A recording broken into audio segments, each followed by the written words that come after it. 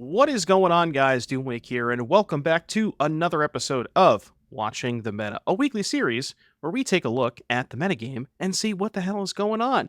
If this is your first time here, welcome. Hope you enjoy this type of content. If you do and you want to see more of this stuff, be sure to subscribe to the channel. It would really help out the channel analytics quite a bit. And be sure to let me know in the comment section down below what you thought of the video and what does the metagame look like. More importantly, if you are going to DC, well, first of all, are you going? And second of all, what the heck are you playing? Don't worry, I'm not scouting. I just need to figure out what to play.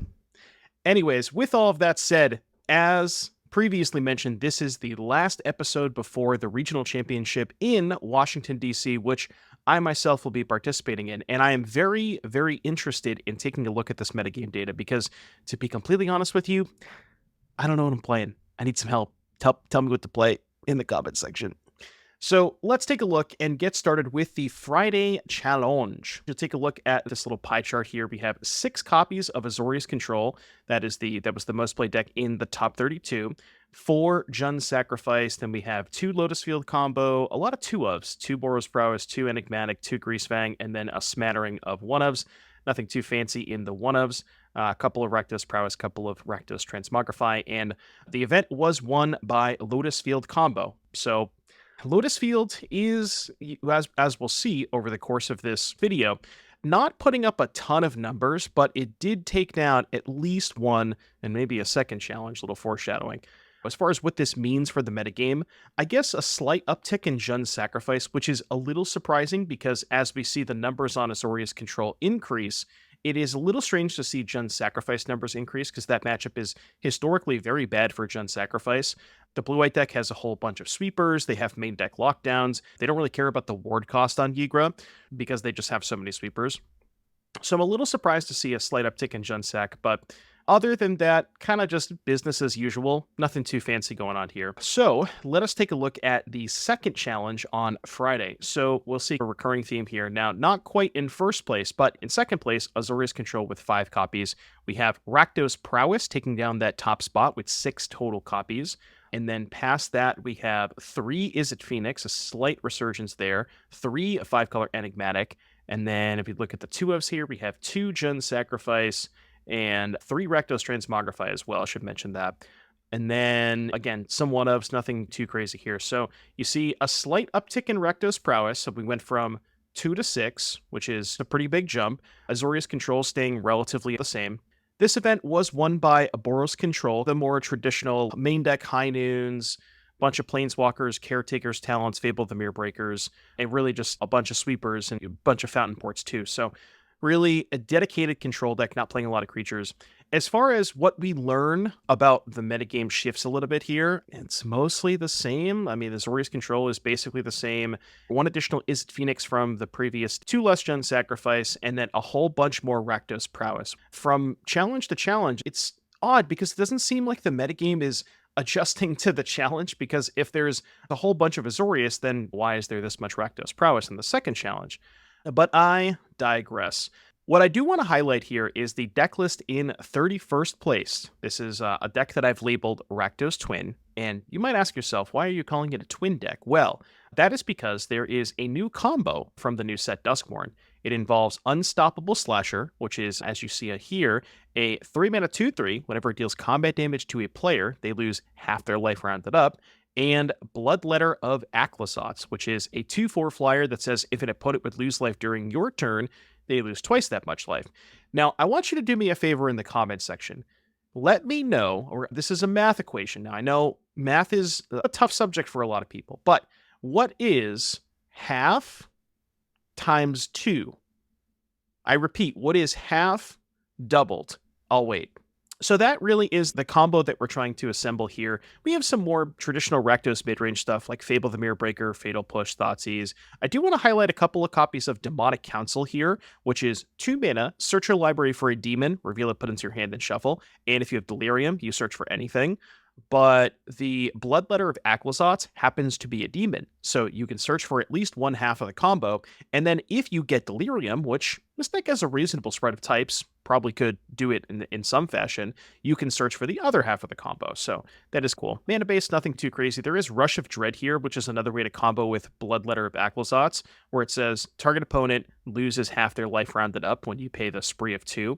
So you can go turn 4 Bloodletter of Aclazotz, turn 5 Rush of Dread, same thing, just deal them all. They lose all their life. So just a deck that I wanted to highlight in 31st place here. But as far as the results itself, like I said, business as usual, nothing too crazy here. And moving swiftly along, we're going to take a look into the Saturday challenges. So there is a lot of 4-ofs here. We have Azorius Control, we have Izzet Phoenix, and then Rakdos Midrange and Rakdos Prowess, all atop the heap at 4 copies apiece. And then looking at 3s, there are none of them. And then as far as 2s are concerned, we have Enigmatic, Abzan Greasefang, Azorius Spirits, Boros Prowess, and that is it. So a bunch of 4s, a bunch of 2s, and then a couple of 1s.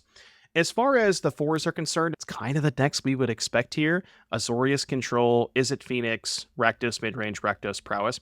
I guess one interesting tidbit here is the pretty significant uptick in Rakdos Midrange, which the previous challenges went from 1 copy each, now 4 copies. It's tied for top of the metagame.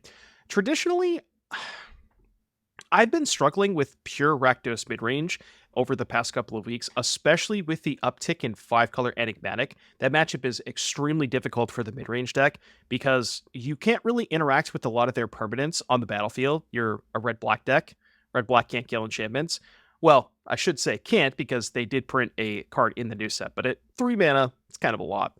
So you can't really interact with Enigmatic or Fable on the battlefield, and once they get the first Enigmatic activation, it's so hard to win. They can just go over the top of you. So a little bit surprised to see the uptick in Rakdos midrange, but I guess it makes sense where if you look at the first 2 challenges, bunch of blue-white, bunch of Rakdos Prowess, I think that both of those are pretty good matchups for midrange.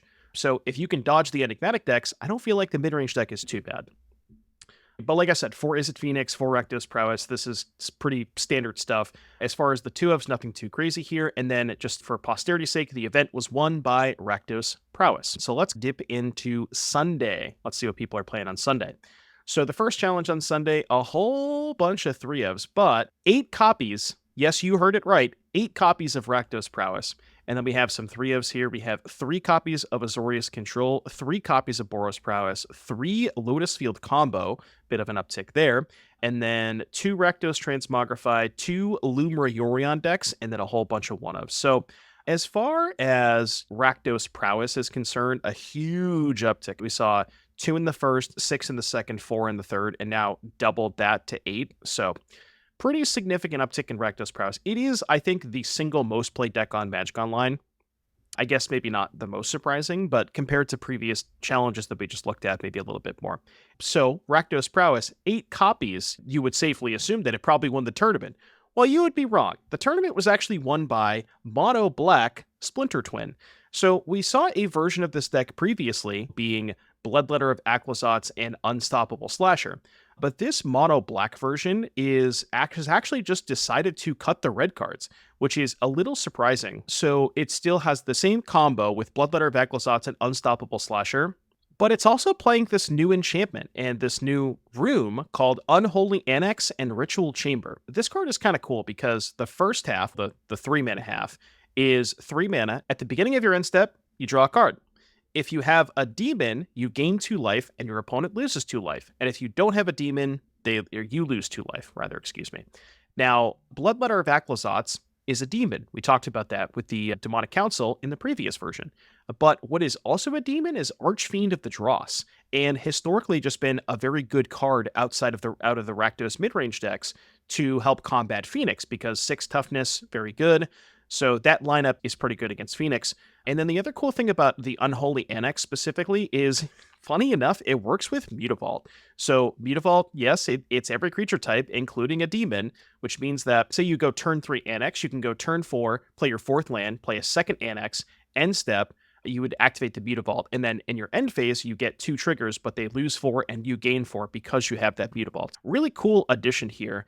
As far as what else is going on here, it's just like your traditional mono black fare. Again, we have the fatal pushes, we have 4 duress main deck and 4 Thoughtseize. That's a lot of discard. Really trying to set up that combo. The mana base is a little sketchy. I ended up playing a league with this deck last night, and I had a lot of ETB tapped castles, but 4 castle, 4 Field of Ruin, 3 Mutavault, 2 Citadel. A lot of non-swamp lands for a mono black deck, but I digress. That was a really cool deck, and yeah, I was able to take down the challenge in the slew of all of this Rakdos prowess and other nonsense.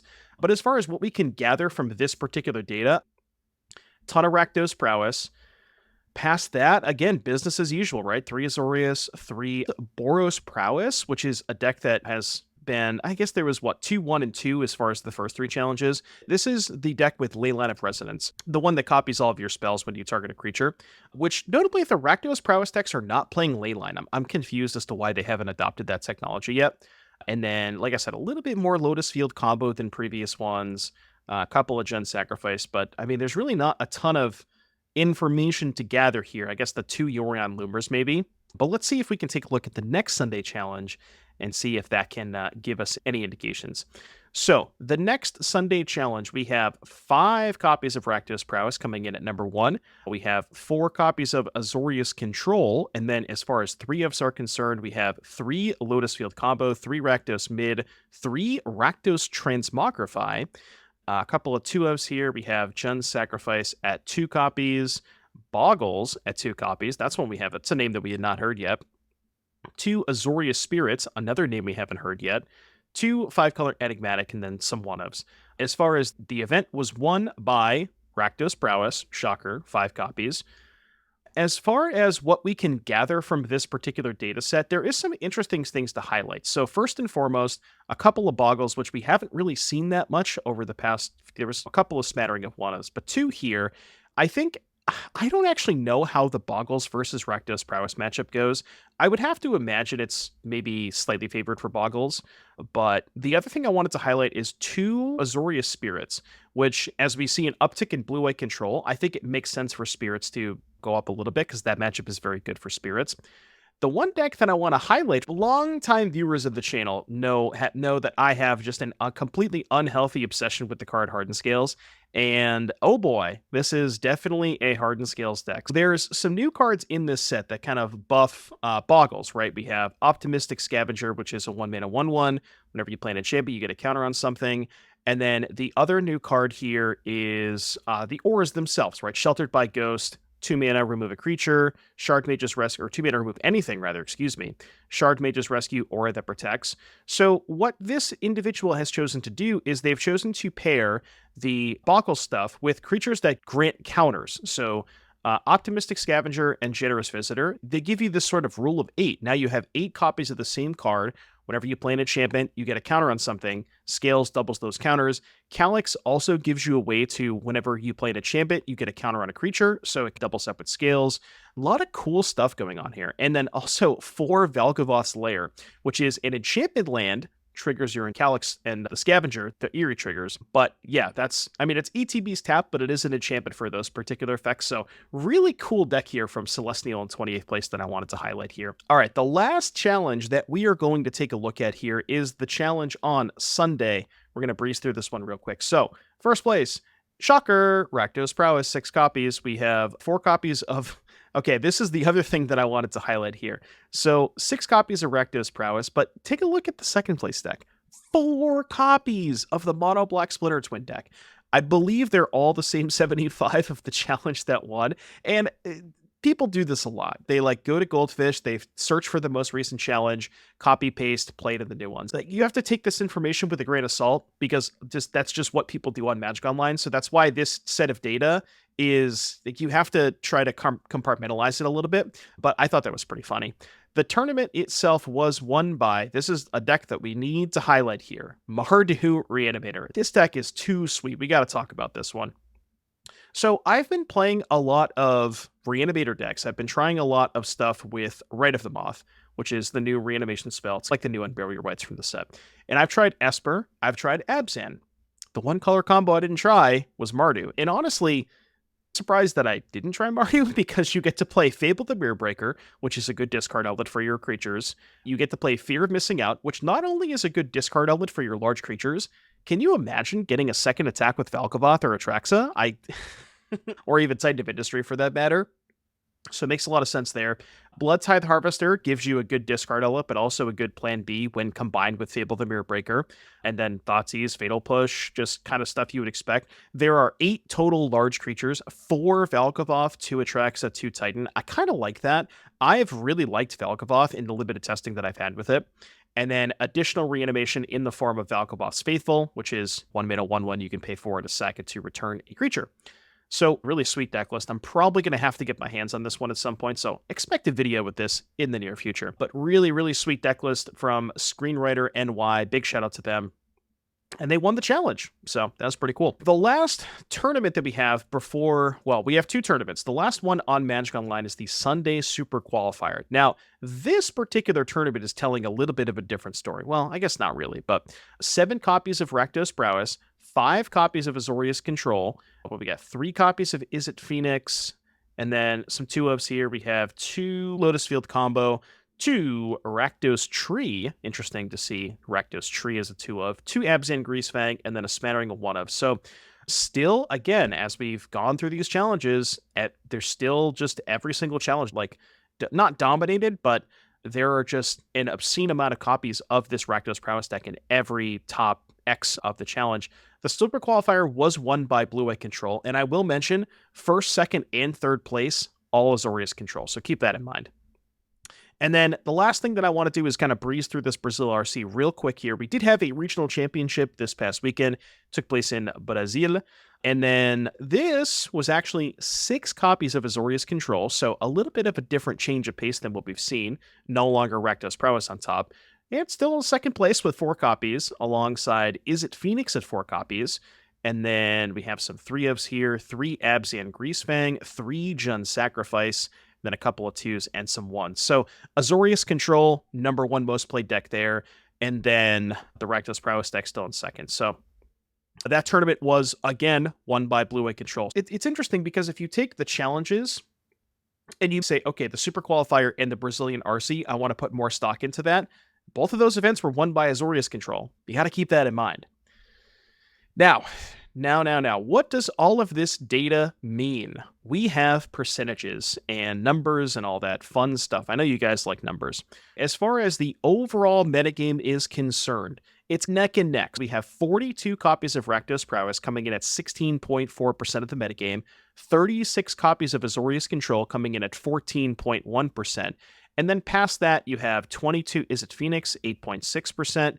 There is 15 Rakdos Transmogrify. A little bit surprising to see Rakdos Transmogrify up so high, especially over mid-range, right? 15 Transmog compared to 13 mid-range. And then we have 12 Lotus Field Combo, 16 Jund Sacrifice. That's a little surprising, especially with how well Azorius Control has been doing. And then you see here we have 11 copies of Boros Prowess at 4.3%. So the Prowess decks they're not really split between Rakdos and Boros. It is overwhelmingly Rakdos, but still interesting to see Boros there as well. And then 12 Greasefang, 13 Enigmatic coming in at 5.1% and 4.7% respectively. So what does this mean for the regional championship? I know you're asking that, viewer at home. You need to have a good Azorius matchup and a good Rakdos Prowess matchup. If you are going into a tournament, this is how you break the metagame. Find a deck that has a good Azorius and Rakdos Prowess matchup. Right now, to be honest with you, that kind of leads me to believe that I might just want to sleeve up some Rakdos. I'm not sure if traditional Rakdos midrange is better than something like Tree or Transmogrify, but I think Rakdos has a reasonable matchup against both of these decks. Like, the Rakdos deck can grind so well with Fable the Mirror Breaker and Bankbuster and discard spells. It has enough early interaction to keep pace with the Rakdos Prowess deck. Past that, you could play the Prowess deck itself, but I think Prowess is pretty bad into Blue-White Control, and that is likely going to be the most or second most played deck in the tournament. As far as Phoenix is concerned, I like Phoenix as a deck. I just don't really love its positioning into Azorius Control and Enigmatic that have main deck high noons. So I would maybe shy away from that. Jund Sacrifice, good against Rakdos, but probably not great against Azorius because they have so many sweepers. So that one is a bit of a tough sell. You need to find a good sideboard plan against Azorius if you're going to play Sacrifice. As far as just anything else that I want to highlight here before I let you go, the Rakdos Transmogrify again. Rakdos Transmogrify mid-range, those are kind of like, it's weird because Rakdos Transmogrify is sort of just mid-range with a combo finish, and the same thing as the Tree deck, which there's only 2 copies of the Tree deck in the entire weekend, but they were both in the Super Qualifier, and I do like that deck quite a bit. But yeah, I mean, as far as that is concerned, that is pretty much the metagame to expect. So again, just to rehash, a lot of Azorius, a lot of Rakdos prowess, smattering of Izzet Phoenix, various Rakdos mid-range / transmogrified decks. And then the other thing is enigmatic. The overall metagame was 5.1%, so something to keep in mind, might be worth checking out there. And now, for the very last part. I know why you guys are all here. You want to know what I am playing in the regional championship this weekend. Thing is, I don't even know what I'm playing. I've been doing a lot of testing with this weird Gruul Delirium deck. Hopefully, I did trophy with it, so that YouTube video will probably be out a little bit after the RC. I'm going to try to keep working on that deck. It's in a position that I like it quite a bit, but if for some reason I can't get that deck to where I want it to be, I think I will bring Rakdos and Phoenix. I'm going to bring Rakdos cards, whether it's Transmogrify, Tree, Midrange, and then I'm going to bring Phoenix. And I'll likely end up defaulting to either Rakdos or Phoenix if I don't get this Gruul deck to where I want it to be. So yeah, that is, as of right now, I don't know what I'm playing. I got a couple of days left. Let me know in the comment section down below if you enjoyed the video. Be sure to subscribe to the channel. Really would appreciate it. And until next time, adios.